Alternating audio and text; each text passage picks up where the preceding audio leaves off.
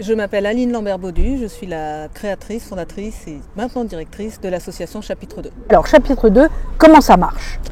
Chapitre 2, c'est une association qui travaille autour de l'économie circulaire du livre. Et l'objectif justement, c'est de favoriser l'accès à la lecture dans une démarche de développement durable et favoriser aussi la rencontre avec les uns et les autres. Bon, qui a eu cette idée de Chapitre 2? L'idée, c'est venu d'une jeune apprentie. Je rencontrais une classe d'apprentis. Et je leur expliquais la chaîne du livre et notamment cette question, d'après vous, qu'est-ce qu'on fait des livres qui n'ont pas été vendus? Donc là, ils m'ont dit plein de choses et pas le principal qui est que en fait, ces livres, on les jette. Et même pire, on les brûle. Ça rappelle les autodafés au Moyen-Âge et c'est une pratique qu'on appelle le pilon. Et là, il y a une jeune apprentie, absolument pas lectrice, etc., qui s'est écriée, mais on ne jette pas un livre. Et moi, c'est une phrase qui m'a interpellée en disant, effectivement, il y a beaucoup de choses qu'on jette, mais en général, on ne jette pas un livre, même si on n'est pas lecteur. Pourquoi on ne jette pas un livre? Donc c'est s'interroger finalement, c'est pourquoi on ne jette pas un livre? Parce que un livre, c'est un objet de savoir, c'est un objet de transmission, c'est un objet de souvenir. Enfin, il y a beaucoup de choses qui sont liées au livre. Et finalement, comment on leur donne des vies les plus riches possibles? Et aussi, le fait d'avoir des livres qui finalement ne sont pas chers, qui sont accessibles facilement, comment aussi on crée un écosystème avec ces livres et les actions culturelles qu'on mène ensemble. Parce que l'objectif, c'est bien de démocratiser le livre. Et vous allez dans des lieux justement où le livre n'est pas forcément très important. Ce qui nous intéresse, c'est de toucher des publics où le livre n'est pas présent. Alors soit pour une raison géographique, soit pour une raison sociale aussi, ou soit pour une raison physique. Donc voilà, on va privilégier notre présence. Donc ça peut être dans des quartiers prioritaires, à la campagne, là où le livre est peu présent, et donc on s'installe, on vient avec nos livres, et puis on développe des actions tous ensemble. Pourquoi c'est important justement que le livre aille partout? Parce que le livre, déjà à la base c'est de la lecture, c'est savoir lire, c'est savoir écrire, c'est des histoires réelles, mais c'est aussi des histoires imaginaires, c'est des thématiques. Donc c'est un lieu, c'est de l'échange, ça fait appel à nos capacités cognitives, à la mémoire. Et en fait, un livre, c'est tellement fort entre guillemets que tout le monde peut réagir, tout le monde peut interagir à partir d'un livre. Donc il y a quoi? Il y a de la culture, du développement durable, de l'économie solidaire? Il y a de la culture, du développement durable, de l'économie sociale et solidaire. Tout cela, ce sont des termes. Nous, ce qui nous intéresse, c'est qu'est-ce qu'on peut mettre en place qui n'existe pas et qui est complémentaire avec ce qui existe déjà. Donc on ne va pas faire la même chose. Finalement, on n'en a jamais fini avec l'approche des mots. Et donc voilà, comment on s'inscrit là-dedans et aussi comment on reste durablement, comment on inscrit le rapport au livre et l'approche du livre durablement sur un territoire. Donc ça ne nous intéresse pas de faire des actions comme ça ponctuelles ou d'être présent sur un marché et après on s'en va. C'est comment on s'inscrit sur des territoires.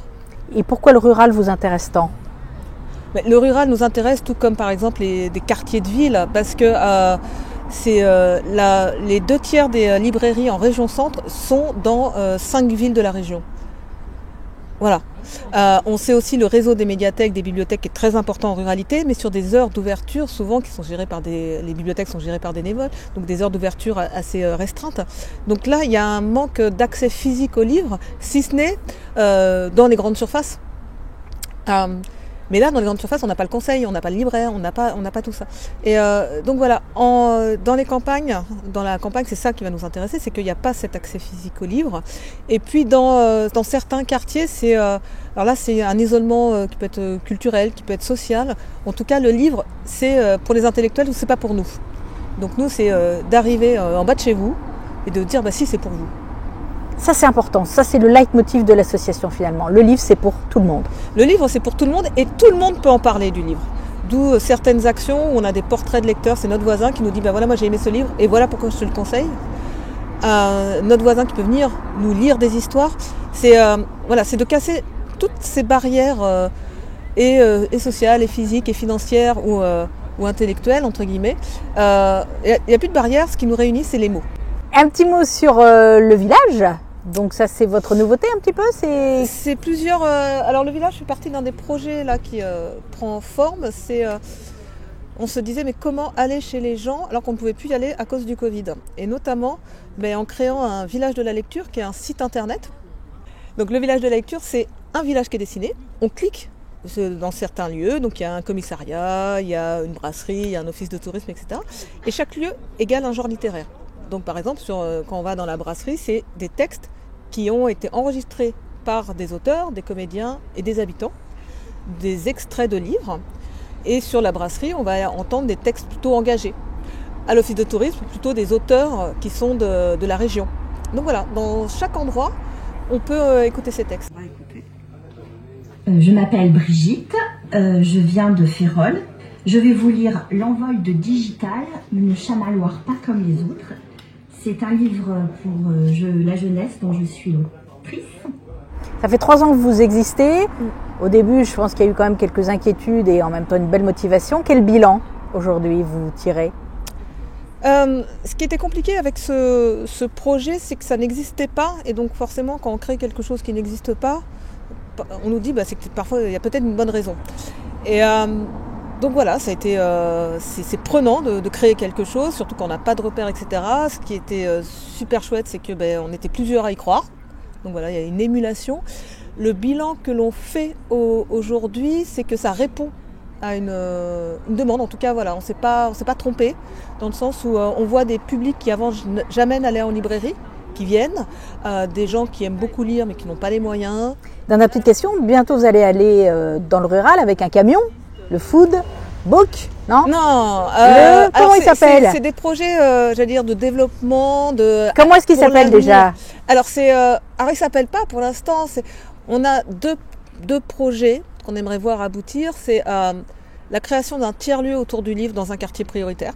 Voilà, un tiers-lieu où il y aurait à la fois des auteurs, des éditeurs, une librairie, de l'action culturelle. À l'Argonne, à la Source. Voilà, donc il faut trouver les lieux adéquats et puis après c'est un travail aussi avec une collectivité. Donc on appelle ce projet la Maison du Livre. Et puis aussi d'être plus présent dans la ruralité, en ruralité. Donc avec cette idée de... il y a les food trucks, alors nous ça pourrait être un book truck, un camion du livre, un camion chapitre 2, où on se déplacerait à la fois avec nos livres, mais aussi une table numérique, nos actions, etc. Ça va bientôt se mettre en place. On espère. C'est notre prochain chantier, c'est notre prochain livre à écrire. Voilà, on a écrit la collecte, on a écrit la librairie, on écrit les actions, et ça sera le tome 5 de l'activité de chapitre 2.